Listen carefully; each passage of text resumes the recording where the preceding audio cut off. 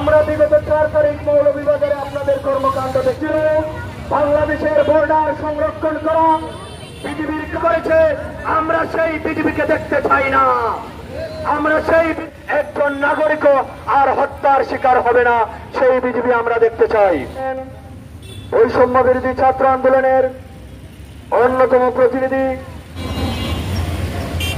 আমাদের আজকে মানববন্ধন, আমাদের উপরে যে ধরনের বিএফএস কর্তৃক সীমান্তের মধ্যে অন্যায়ভাবে আমাদের মা বোনদের, আমাদের ভাই বোনদের অন্যায়ভাবে পশুর মতো, পাখির মতো গুলি করে হত্যা করা হচ্ছে, তা যদি বন্ধ করা না হয় আমরা জুলাইয়ের মতো আরেকটি অভ্যুত্থান ঘটাবো ইনশাআল্লাহ।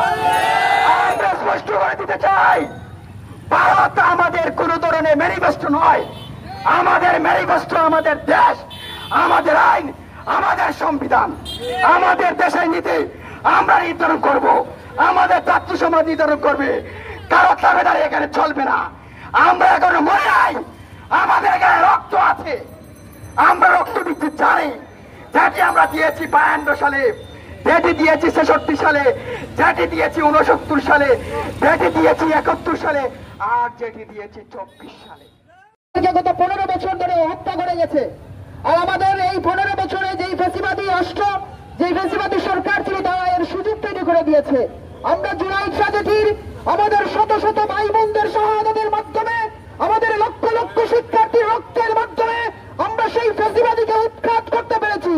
আমরা স্পষ্ট করে বলে দিতে চাই, সেই ফ্যাসিবাদীদের উৎখাত করতে যেমন আমরা পেরেছি, ভারতীয় সকল আগ্রাসনকে আমরা উৎখাত করতে পারবো ইনশাআল্লাহ।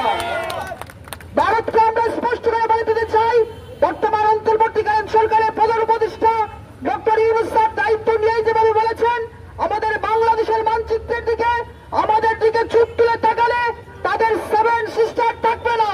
আমরা সুস্পষ্ট করে বলে দিতে চাই, তোমরা এখনো নীরব হয়ে যাও।